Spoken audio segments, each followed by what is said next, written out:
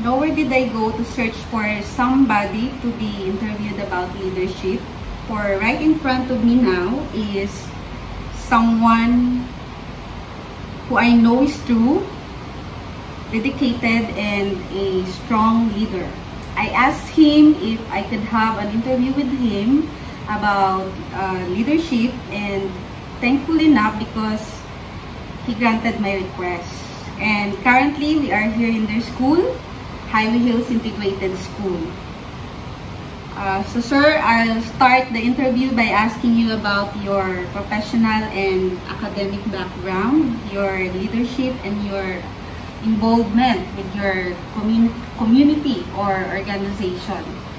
So to formally start with, please start sharing your professional and academic background and how you happen to be connected with your current institution. Okay, so well, thank you so much for making me part of your work in graduate school. Well, firstly, I am Dr. Efren Consolino, currently school principal 4 and being stationed at Highway Hills Integrated School. I've been in the Department of Education for 21 years now. And as principal, as school head, I've been in this position for 11 years now. Well, I started my work in private institution way back in 1996 to 2001. And that is at Immaculada Concepcion College. Just after 5 years, I decided to venture in public school. And fortunately, I was given the chance to serve in public school. Then after 10 years, after 5 years, I took up the principal examination and luckily I passed it.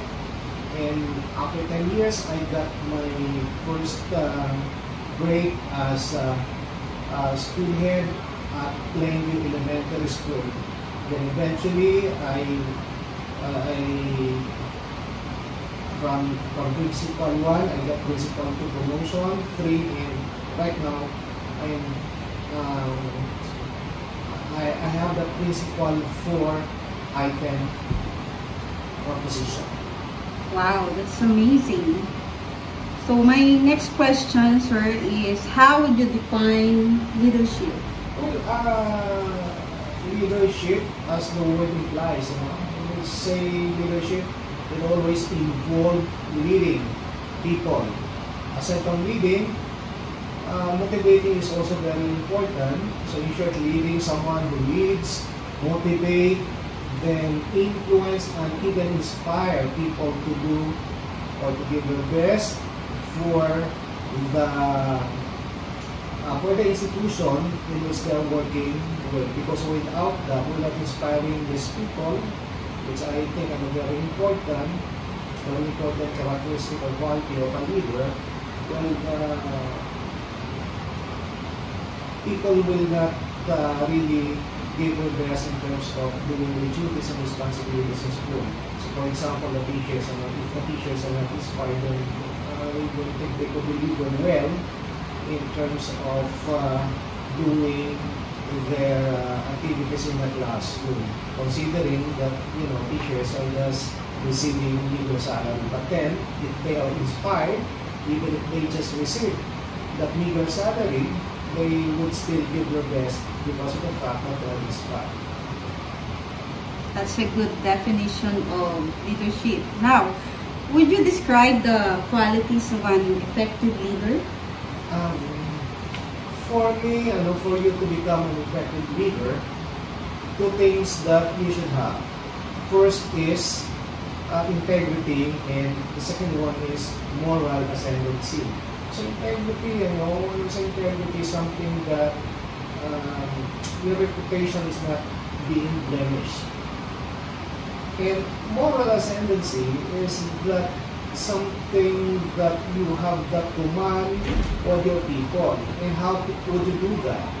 First, as school leader, as principal, you should always walk the talk. Meaning, so when you say that you do this to your teachers, you have to say to it that you can do that by yourself. You will not just give them, or you will not just ask them to do things that you yourself do not do it, or you cannot do it. So first, you have to manifest, you have to show to them that what you are telling them is something that you know very well. A simple example, you cannot tell your teachers to come to school early if you yourself, as the school head, comes to school always, or come to school very late. So that is moral ascendancy. So when I say we have to observe, punctuality, then you yourself should be punctual. Because if you cannot do that, well, you lost your command over your teachers. Because, as I said, you really have to do the things that you are telling them to do as well. So leadership by example. So leadership by example, okay. Based on the qualities of an effective leader that you had mentioned, I am more curious of your leadership style. Can you tell me or describe to me your leadership style? I am more of a participative or democratic type of leader. Why? Because I always make sure to engage my teachers, and especially my department heads, those master teachers, when it comes to, making decisions. So we have to discuss those things and eventually come up with a decision in which they are part of that. So the voices, the opinions, the idea should always be part of the decision that we will be doing in school. So that is participative type or democratic type of leadership. So I do not decide alone. Alone. Okay. Yes. Okay.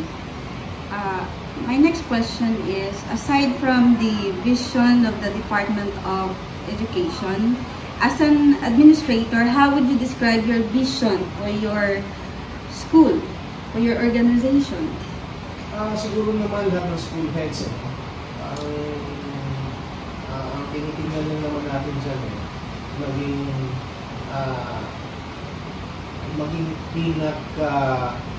magaling yung eskwelahan mo. Your school will be the best among the schools. For example, here in Mandaluyong. And eventually, you will be able to produce quality type of graduates.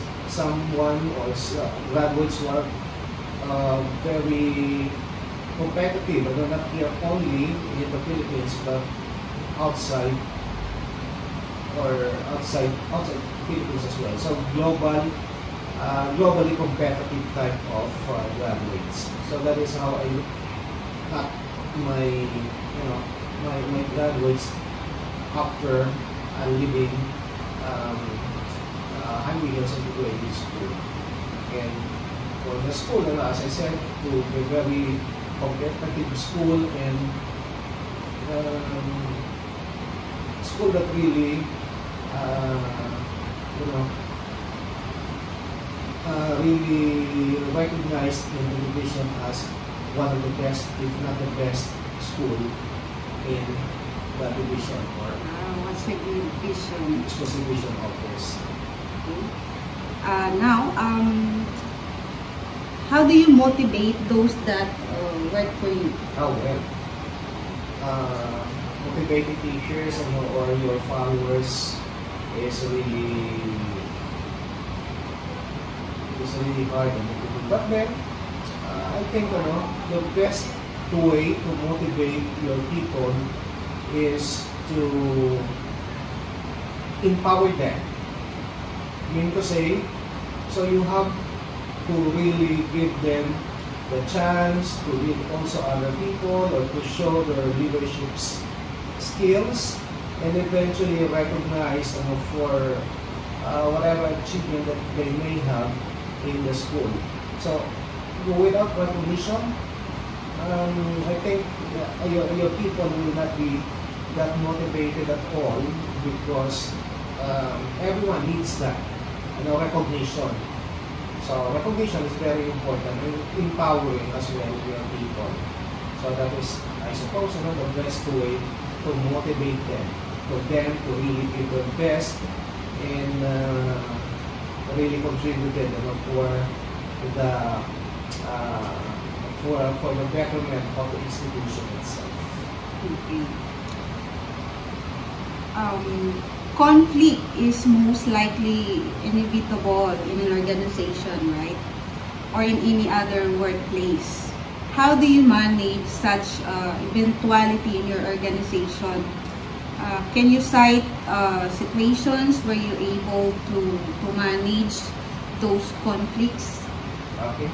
So yung conflict kasi kahit sa organization nandiyan yan hindi na mawala yan. We cannot avoid conflict regardless of the institution that you will be in. Well, to manage properly the conflict, first thing that you should know, you should do rather, is to have that conversation or discussion with the people involved in the conflict. As a leader, you have to know first the root cause of the conflict, because I believe that unless you know the reason why the conflict happens, then you cannot address that. So kailangan mag-usap muna, alamin ano yung dahilan at nagkaganon ang sitwasyon. Then from there on, I think you can properly handle the conflict. So you cannot just simply side someone without knowing the reason why, and siding someone is something that is no-no for the part of the school leaders. So you should always be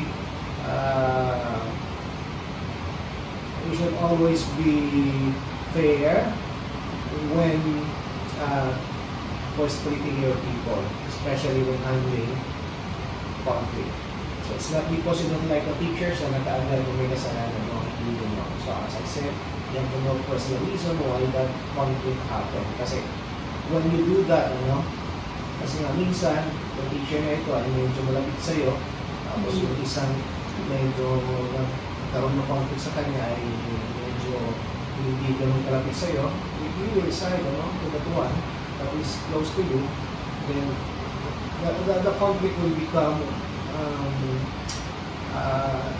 it just magnifies rather than being addressed or solved.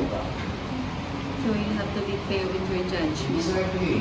So it should always be based on whatever information that you have gotten, and that should be coming from the persons themselves and involved in the conflict, not just from the third person or yung sinasabi natin mga galing sa Marites.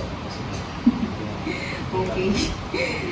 So, how would you describe the culture of your organization? Well, I'm very happy to know that, even having this more than 200 teaching and non-teaching personnel, people here are very cooperative, very hard-working, and they really contribute to the institution. So in short, maganda ang attitude or ethics ng mga tao na kung saan ay sa kasalukuyan ating pinapamunuan, which is here in Marites Integrated School. And, well, as I said, I'm very happy to have that kind of people, to have that culture here in Marites, culture of hard work, and I would say dedication to work. So attitude talaga is very important. Okay, so hearing about the culture that exists in your organization, how do you promote a positive climate within your organization? Okay.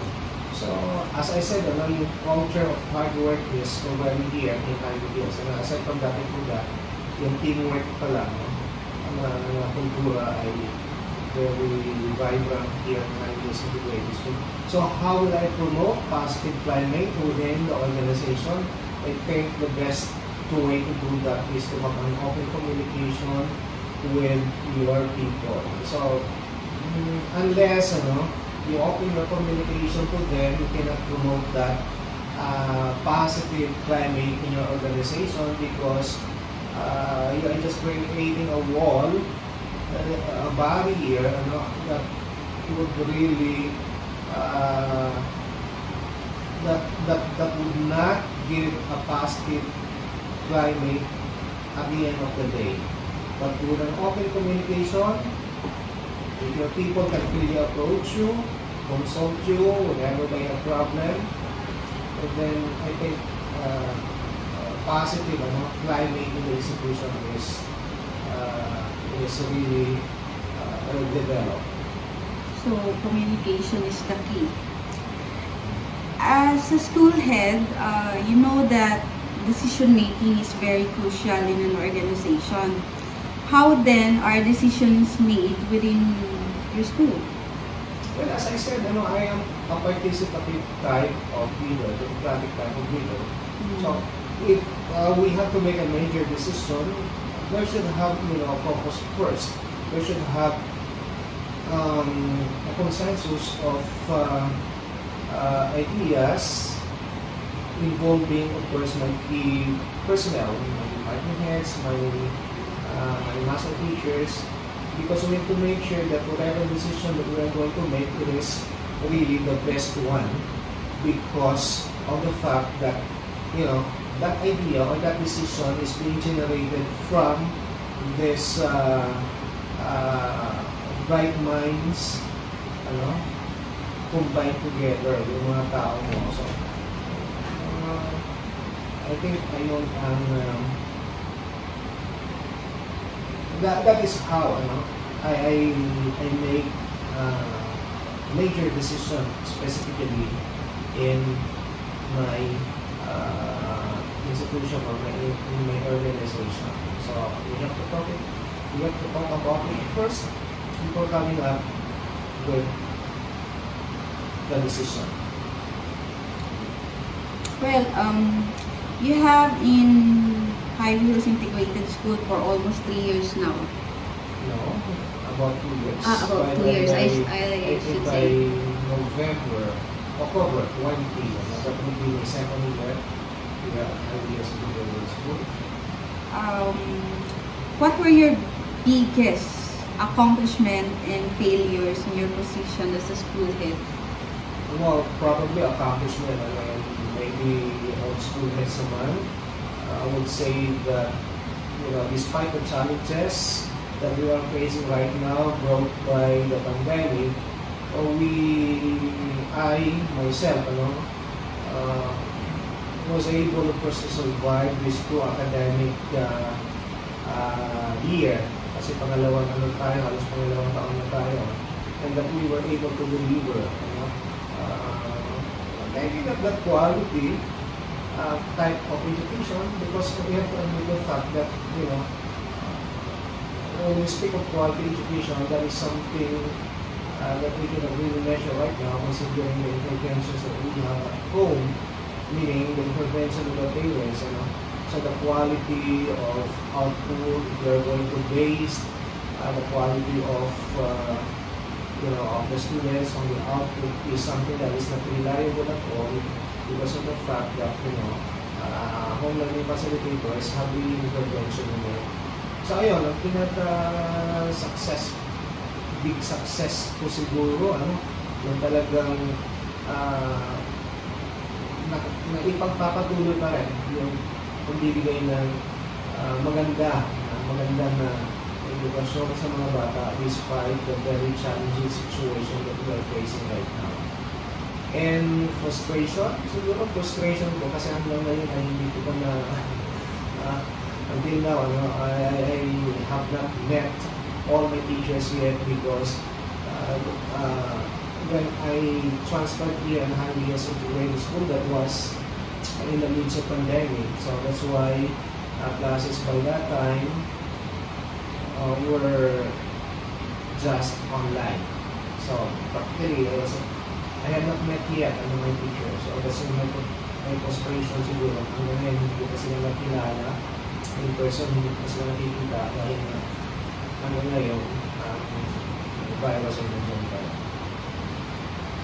How are those failures you have mentioned treated or given attention? Well, actually, that particular frustration naman is beyond control.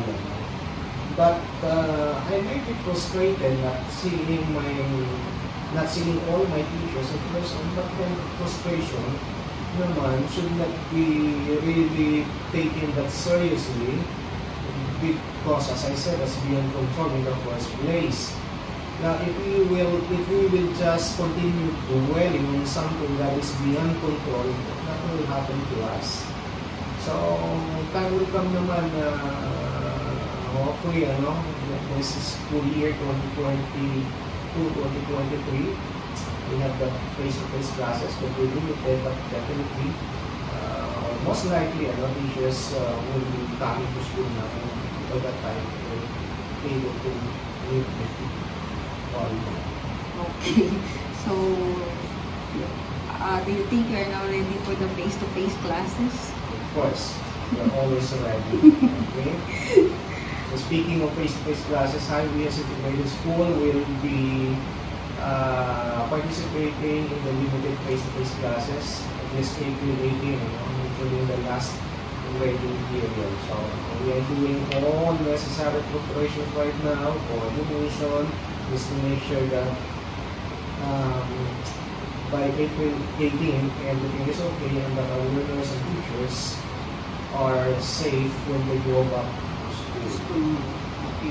And for my last question, what values are most important to you as a leader? As I said, integrity. So yung moral ascendancy mo, I really give so much importance on that. Always emphasize that, even to my teachers, and it's really integrity, we really have to take care of that. And with that integrity, yung moral ascendancy ay dapat maintain natin, especially if you are department head, if you are holding, teachers, could be grade 11 chairs. Kasi nga, pag yan ay nawala sa'yo, your teachers, we will be having hard time, making them follow whatever instructions that you are going to give to them, because they know it's not in that period, it's not doing that. So, halimbawa, kung sinabi mo, gagawa tayo ng ganito, ikaw naman ay wala dyan, hindi gumagawa, so walang nangyayari. Kung sinabi mo, mag-uniform tayo, kailangan mag-uniform, at ikaw mismo hindi na uniforme, malaking malaking problema when we speak of moral ascendancy. The next time that you will say, if you will ask them to do things, baka hindi na sila gagawa kasi ikaw nga mismo hindi mo gagawa. So again, leadership by example, Precisely, that's very important, lalo sa kasalukuyang sitwasyon, na kung saan yung ating mga guro ay talagang medyo yun na rin sila very aware sa kanilang sa kanilang yung mga rights, sabihin natin, at yung kanilang mga privileges as teachers. Okay. So you cannot ask them to do some overtime kung ikaw mismo ay maalam mo ito parang gano'n lang yun. You cannot ask them to come as early as 6 o'clock pag ikaw naman ay dumadating ng 10. Exactly. Okay, so any statement or conclusion about leadership before we end this interview? Well, leadership ay napakagandang pakinggan, leader, pero napakahirap buhay. So, the leader must have possessed really several characteristics or traits. One of which na sinasabi ko is integrity, and second is moral ascendancy. So, pag meron na noon, it may be difficult to lead people, but so long that you have that, two that I mentioned, I think leading people will not be that difficult as you think it. So, kailangan lang, na talagang yung leadership skills, meron ka. As in, leader ka. You're a leader, not a boss in the first place. Kasi malaki ang pinagkakaiba. So, yun yung tandaan palagi. You are a leader, so therefore you act as a leader, not as a boss. So, yung leader, diba, nasa unahan palagi. Ang boss kasi nag-utos lang yan. So, in short, pag leader ka, tandaan mo palagi, ikaw ka palagi ang nangyayari. Kaya na sinabi mo kanina, kung sinabi mo, papasok tayo ng alas 6 ng umaga, dapat alas 6 ng dyan ka, nangunguna ka, dahil na, leader ko na, ikaw yung nasa unahan. Ikaw yung nag-lead. Walang nag-lead na nasa hulihan. So, ganun ang papel ng mga leader, palagi nasa unahan. Okay, sinusundan ng kanyang mga tao. Okay? And I think that's it. That's nice. Okay, so that sum up my interview with the Principal 4 of Highway Hills Integrated School. Thank you so much, Dr. Efren Consimino, for your valuable time despite your hectic schedule. Thank you so much and God bless you. It's my pleasure, being part of this, academic activity, academic requirement. And I hope that this will help you get a passing grade at the end of the course. Thank you so much. And that's it.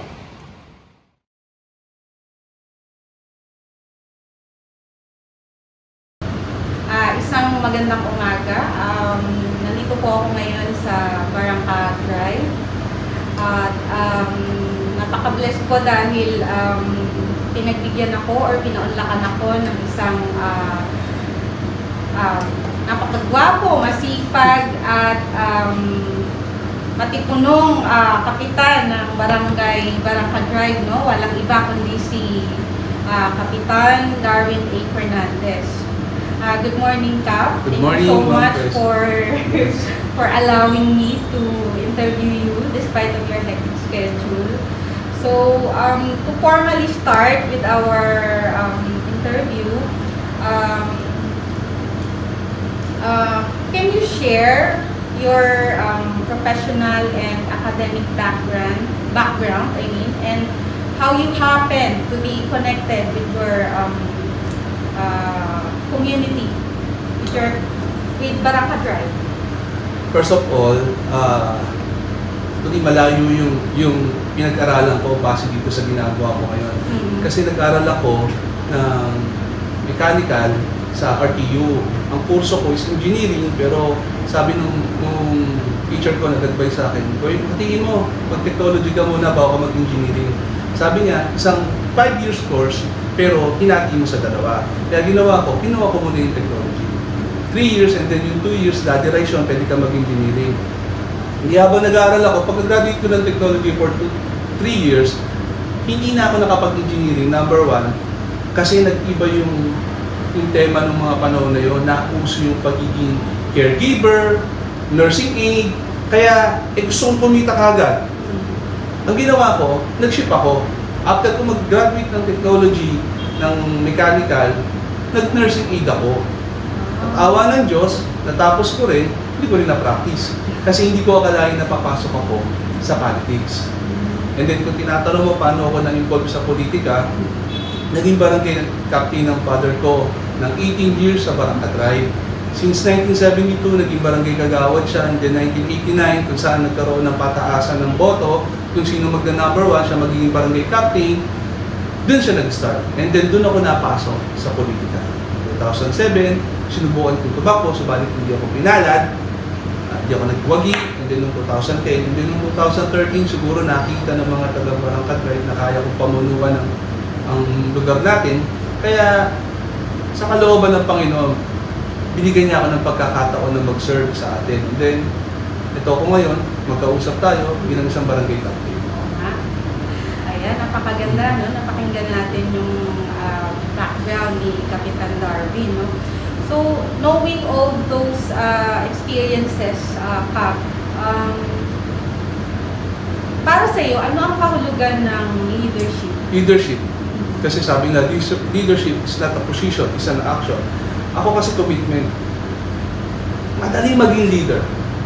Pero mahirap mag-commit kung paano maging isang leader. Kasi bakit?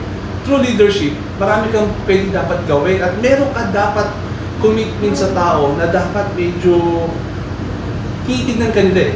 Titignan ka nila sa paraan na katulad sa barangay. Bilang isang tatay, kailangan alam mo paano proteksyonan yung lugar mo. Diba? Bilang isang barangay captain, alam mo kung anong suliranin ng barangay mo.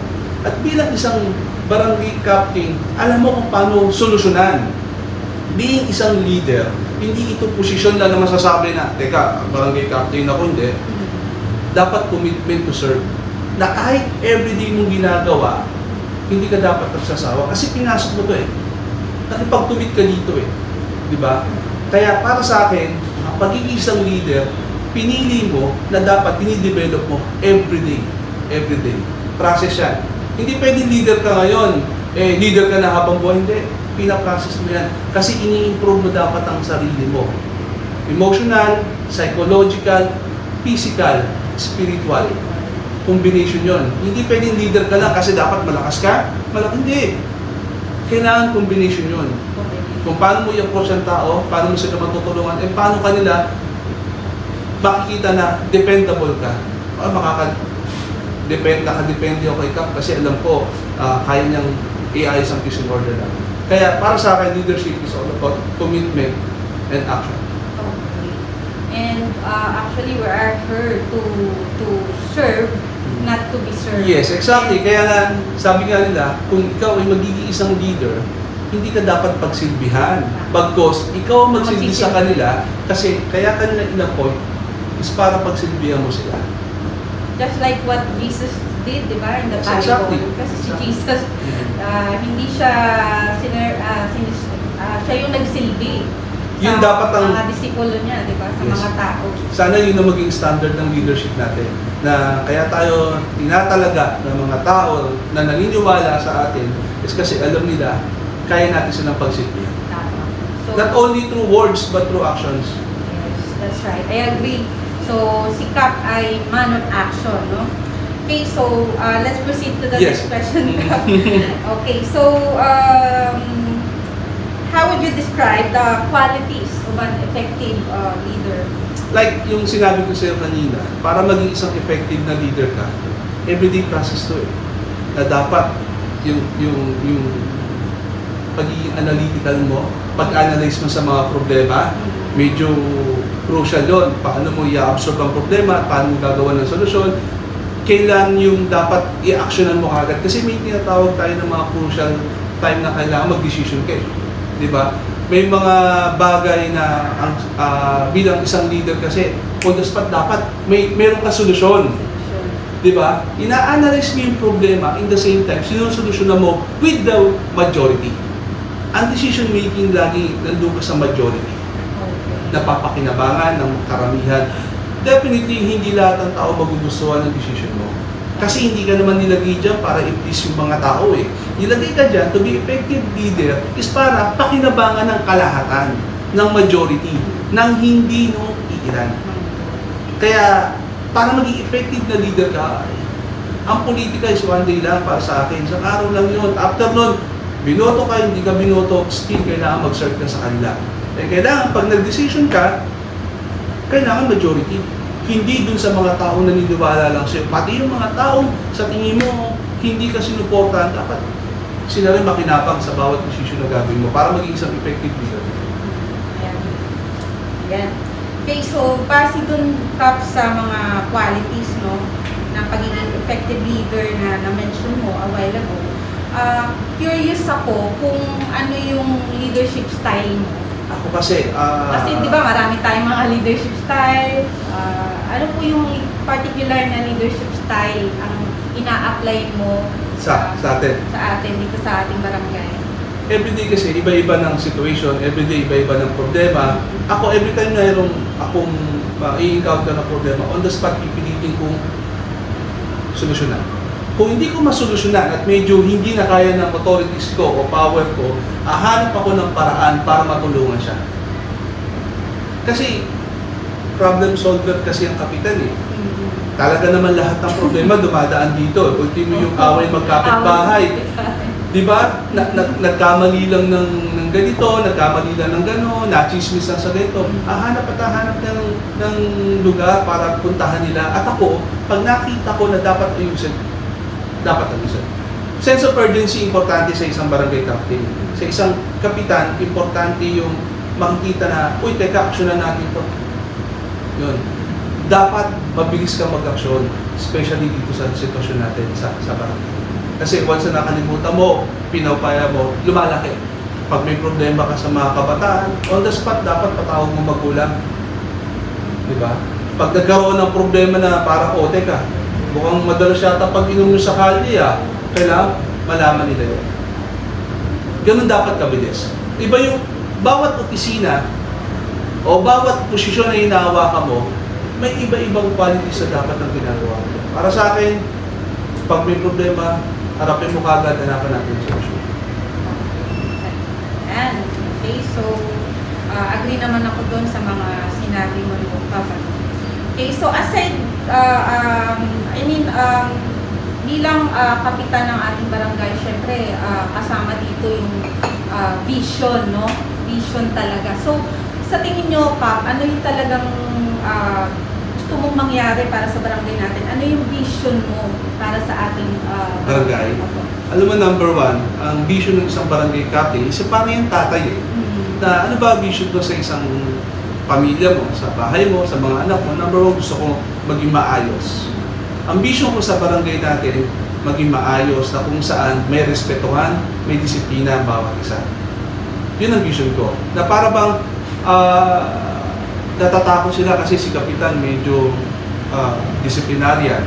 Oo, disiplinaryan ako kasi lahat naman kailangan ng disiplina. Pero ang tanong, ano ba ang vision ko? At the end of the day, hindi ako habang buhay magiging barangay captain kasi may term. Pero ang gusto ko lang itanim sa bawat taga-barangay driver na yung pagiging disiplina, napakahalaga. Kasi dito nagsisimula yung magiging maayos sa samahan natin. Diba? Tumatak lang sa kanyang disiplina na kung saan hindi ka pwede magtapon ng basura basta-basta. Diba? Na kung saan nakita mo madumi yung tapat ng bahay mo, tinisin mo kung iasa sa kapitbahay mo. Na kung saan hindi pinagbabawal uminom, pero huwag ka uminom sa kalye. Uminom ka sa bahay ninyo. Na kung saan, kung nalasing ka, matulog ka na, huwag ka maghanap ng away. Kasi makikita ka ng kapitan, kakaltokan ka. Indirectly, ang sinasabi ko lang, ang gusto ko lang makita sa barangay namin is maging disiplinado, tao, masaya na ako. Dahil yung pagbago ng buhay ng isang tao, wala sa kapangyarihan ng kapitan yun. Nasa individual person yun. Yung gaganda buhay nila, depende yung kung gusto nilang gawin sa buhay na. Pero bilang isang barangay captain, at gusto ko ipamana sa kanila, maging disiplinado kayo. Maging disiplinado kayo at nakikita ko, magiging maayos na. Maipamamana mo sa anak mo. So talagang isang qualities ng pagiging isang ama. Kasi ang ama, alam natin na talagang disiplina, isa yan sa talagang gusto niyang mangyari sa kanyang mga anak. So, ilang isang kapitan ng ating barangay, ganun din po yung nais nyo sa ating kinakasak. Kasi bilang isang ama, may limitations din tayo. Parang anak natin, ano ba ginagawa natin sa anak natin? Iginag-guide lang natin sila habang lumalaki sila.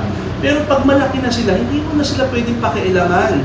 Pero yung pag-guide mo sa kanila, ang magiging pundasyon nila para sa kinabukasan nila. Kasi tinuro sa akin ng tatay ko, maging mabuting tao ako. Tinuro ng tatay ko sa akin na hindi ako gagawa ng masama. Yun yung ginagawa mong disiplina. Pero pagdating ng panahon, hindi mo pwede sa kanilang diktahan sila.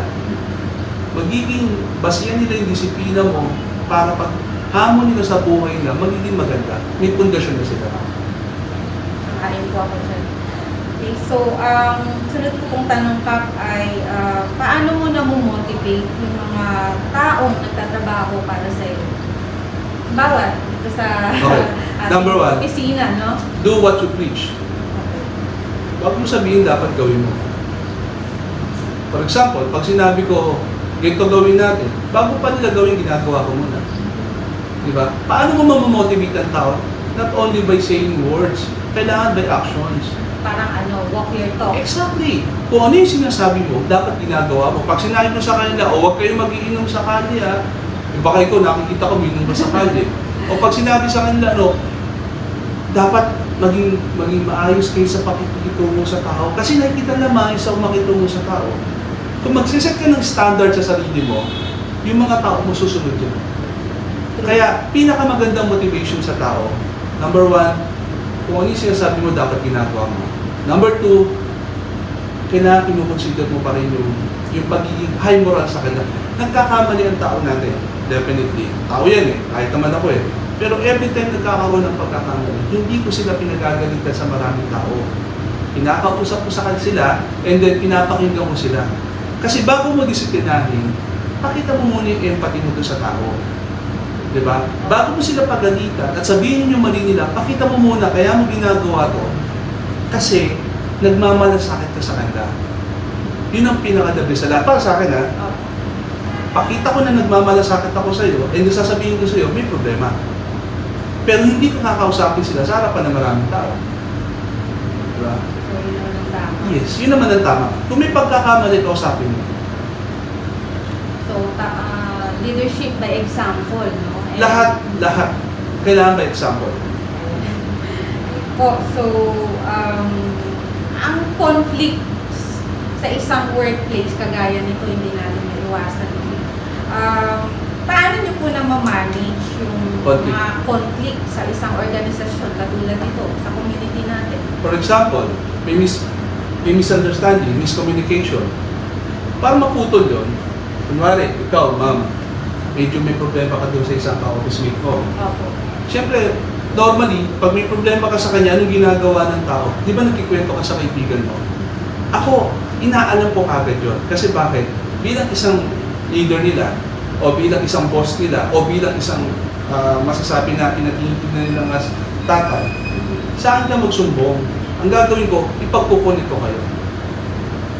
Pinaka-the best way pa rin yung communication. So, communication. Pag may conflict, kailangan itugma mo sila, i-connect mo sila. Huwag mo silang i-divide. Kasi, sino nagiging problema, nagsumbong ka kasi may problema ka dito sa isa, ang gagawin mo, oo nga, si ganyan talaga yan Imbis na i-connect mo siya, ang ginagawa, ginagatungan mo. Ginagatungan mo. E then, syempre ikaw, may emotions, nagsasabi ka kasi meron kayong conflict Pero ang tamang kaibigan at ang tamang boss, kinukunik kayo.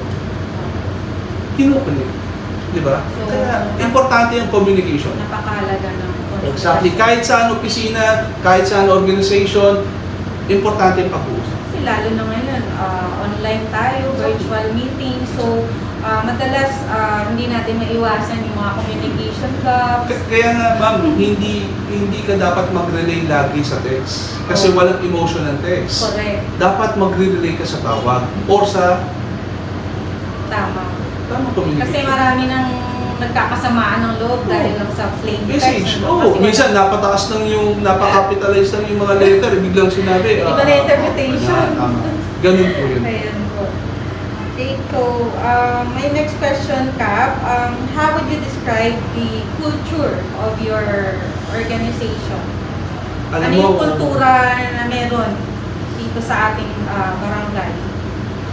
Basta ako, gusto ko lang pakita na kultura is yung dapat sa organization ka, dedicated ka sa ginagawa. Sa mga barangay staff, sa mga barangay tanod, like yung sinasabi, pag gumawa kayo ng mabuti sa kapwa ninyo, hindi sa akin yan, sa inyo yan. Kasi at the end of the day, lahat ng tinulungan yung tao, at dumating ang panahon na kayo man ang nangailangan, sila rin yung tutulong sa inyo. Yung kultura ng pagtulong sa kapwa, hindi dapat napuputol yun. Diba? Hindi ka tumutulong kasi may pangangailangan sila sa iyo. Tumutulong ka kasi may kakayahan kang tumulong. Ako yun ang gusto ko kultura na para bang magsasawa ka tumulong. Hindi. Tandaan mo ang pagtulong is yan ang masasabi natin na pag dumating ang panahon na nangailangan ka, sila rin yung tutulong sa iyo. Hindi ka tutulong dahil Wala lang, hindi.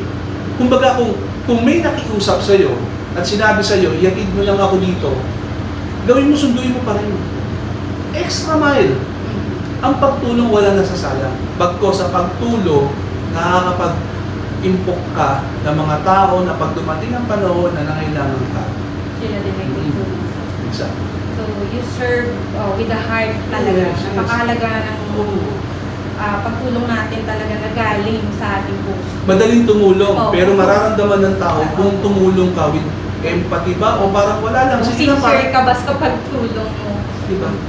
Yung sincerity kasi ng tao, mararamdaman mo yan eh. Mararamdaman mo yan kasi nasa aura ng pagkatao mo yan. Kung tumutulong ka ba talaga dahil gusto mo siyang tulungan, o parang tumutulong ka lang dahil obligasyon mo. Hindi. Tumulong ka lang na tawag ito, pakitang tao lang. Oo. Tumulong ka na pinakita mo na talagang gusto mo siyang tulungan. Kasi, tanda mo, kung naniniwala kang bilog ang mundo, kasabihan natin, darating yung panahon, ikaw din hihingi ka ng tulong. Gusto mo pa humingi ka ng tulong para tama na sa yan, okay na yan. Hindi. Diba? Kaya kung gusto mong dumating ang panahon na lumapit sa'yo, humingi ng tulong, eh ganun ang ibigay sa'yo, dapat ganun ka rin magbigay sa'yo. Sang-ayon po. Sunod ko pong tanong, ayan, narinig ko yung mga yung mga kultura na nag-i-exist dito sa ating barangay, sa isang organisasyon na kinabibilangan niyo po.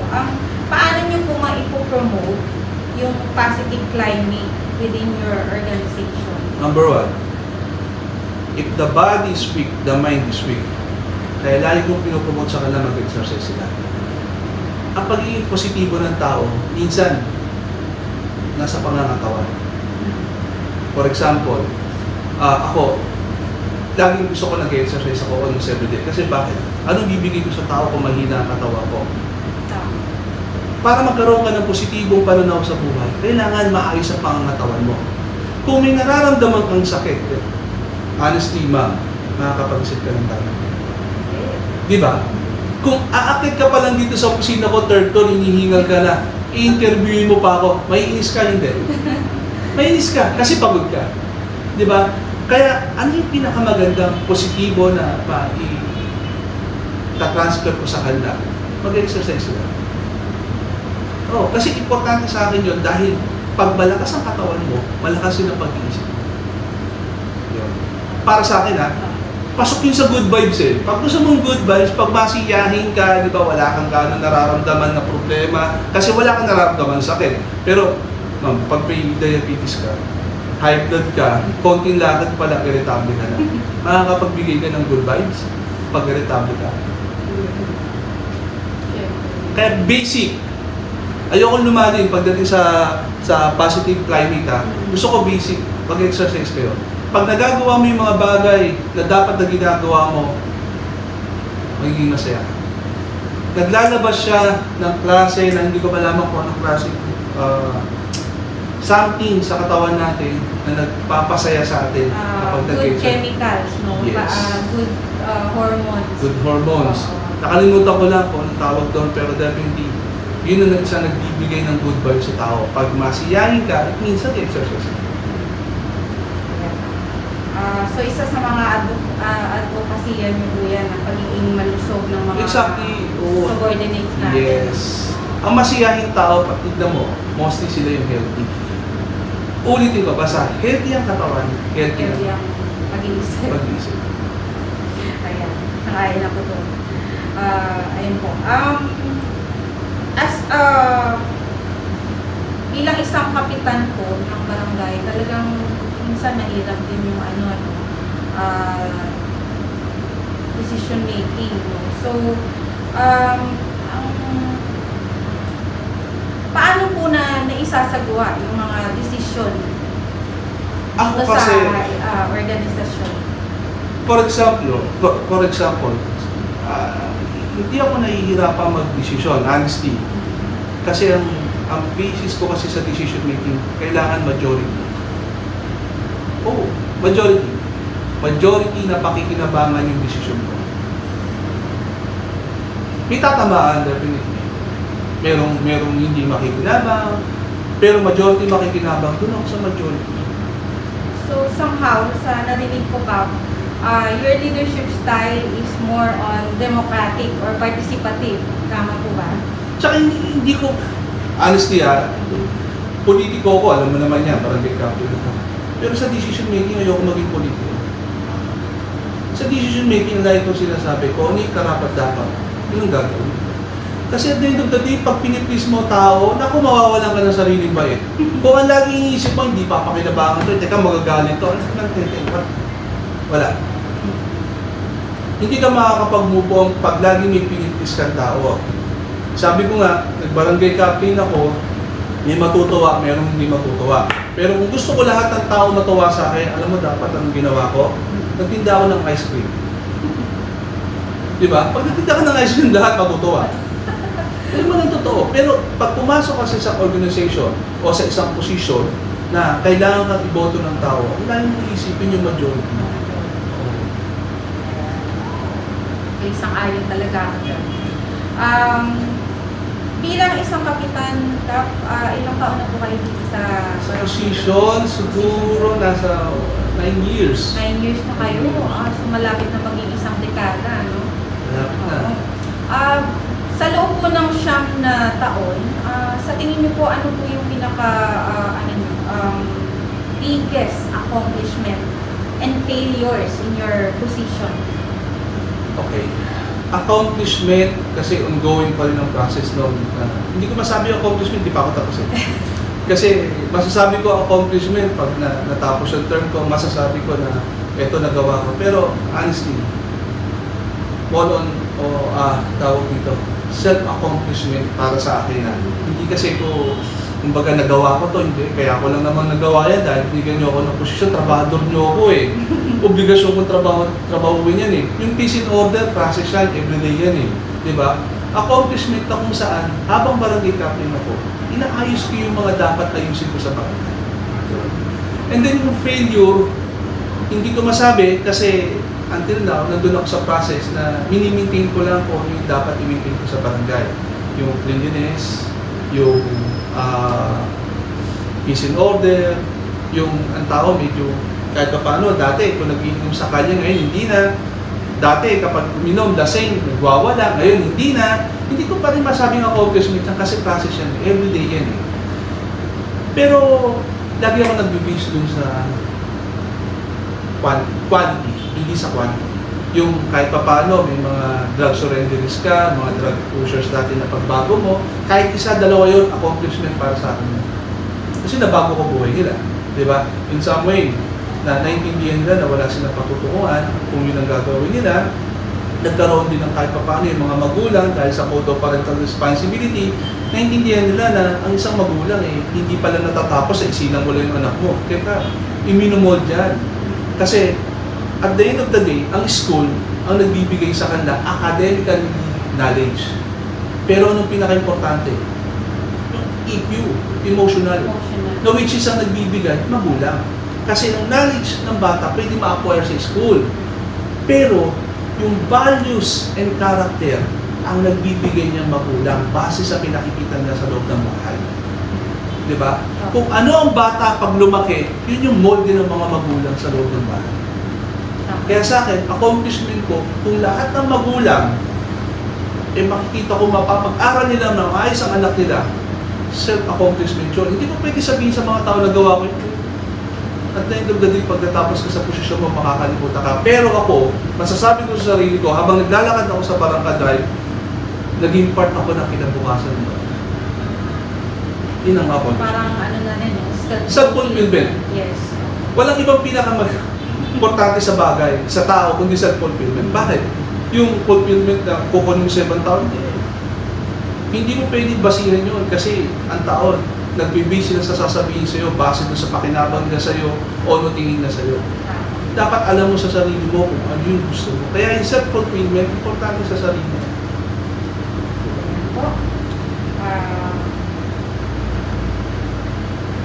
For my last question na what values are most important to you as a leader? Values. Ulitin ko, Hindi ako habang buhay barangay captain sa ating lugar. Pero sabi nga nila, minsan ka lang dadaan sa posisyon na to, gawin mo na yung pinakamaganda. Commitment. Bigay mo yung sarili mo sa posisyon kasi ginusto mo to. And then, pag medyo napoprostrate ka, step backward, and then, move 2 step forward. Ibig sabihin, hindi mo kailangan sumuko, bagkus kailangan mo lang magpalit. Kaya, commitment para sa akin, and then, importante si Lord. Tama. Yun ang importante. So, learn to rest, not to quit. Yes. Sabi nga Never nila give up, sabi nga ni Congressman lagi, ano? So, never give up. Never give up. Kasi, hindi mo malalaman yung success mo pag nag-give up ka. Di ba? Walang nag-success sa pag-give up. Pero may nag-success sa pag-give up. Thank you, ma'am. Napakaganda. Kap, huli-huli na. Yes, ma'am. Ano yung pinaka pwede mong i-share sa lahat? Any conclusion or statement about leadership? Panghuli na po. Number 1, ma'am. Kung papasok ka sa isang posisyon, make sure prepare ang sarili mo. Not only emotional, especially psychological, spiritual, and physical. Importante yan, combination yan. Pag binigyan ka, katulad yan, ma'am, darating ang panahon, nagiging PhD ka sa location, bakit ka nag-aaral? Kasi piniprepare mo yung sarili mo. Kung papasok ka sa isang posisyon, always prepare yourself. Kung pupunta ka sa gera, hindi ka pwede pumunta sa gera na puro tapang lang puhunan mo. Kailangan may alam ka. Kailangan ready ang isip mo, ready ang emotions mo, ready ang physical mo. Gusto ko lang sabihin sa tao 3 things. T-E-A. T. Diba nagkakape ako, sa iba nag-T. Importante sa isang leader yung 3 letra na yun. Ano yun? Right thinking, right emotions, and right actions. Hindi mo pwede pag-iwa-iwalayin yan. Pag tama ang iniisip mo, tama yung mararamdaman mo, tama gagawin mo. Baliktarin natin. Mali ang iniisip mo, ano magiging emotions mo? Galit. Pag mali ang emotions mo, anong actions mo? Mali. Kaya napaka-importante na kombinasyon ng isip natin is tama sa emotions natin kasi tama actions natin. Pag pumasok ka sa isang posisyon na mali ang iniisip mo, mali ang magiging mararamdaman mo, mali gagawin mo. Example, ma'am, sa school, papasok ka, nagkaroon ka ng problema sa bahay. Wrong thinking ka na kasi nagagalit ka. And then yung emotions mo, di ba nandun? Kasi wala naman sigurong nag-iisip ka, nagalit ka, sabay ang emotions mo, malumanay ka. Parang ganun. Connected yan eh. Connected. Di ba? Ano magiging actions mo? Pagpasok mo sa classroom, lahat ng estudyante mo pinapagalitan mo. Because of your emotions. Yung actions mo susunod yun. Kaya, importante lagi, para sa akin, always right thinking, simula mo sa tamang pag-iisip, para sumunod ang emotions mo, and then susunod ang actions mo. Paano pag nagka-problema? Talagang galit ako. Hindi mo ka muna. Kaya ang sinasabi, delay. I-delay mo. I-delay mo. Kung galit ka, huwag kang umarap. I-delay mo. I-relax mo yung sarili mo. Kaya nga, deep breathe. Huminga ka ng huminga. Para ma-release mo yung tensions. Pag na-release mo yung tensions, makakapag-isip ka. Kaya nga si Bat, sinasabi, kalmado ka lang. Salitang kalmado, pero napakalawak ng ibig sabihin niyan. Pag pinapakalma mo yung sarili mo, ibig sabihin nakakapag-isip ka ng tama. Dahil sa amin, kung magpapadala kami lagi sa emotions namin, hindi kami makakapag-desisyon ng tama. Kapag galit ka, hindi ka makakapag-desisyon ng tama. Diba? Pero pag kalmado ka, papasok lahat ng bagay na pwede mong gawin. So, right thinking, right emotion, and right action. Ayan, napakaganda, no? So, ang dami pong natutunan ka, ang dami pong takeaways galing sa inyo. Salamat po. Salamat, ma'am. Sana nakatulong ako sa inyo. Talaga po, sobra. Thank you.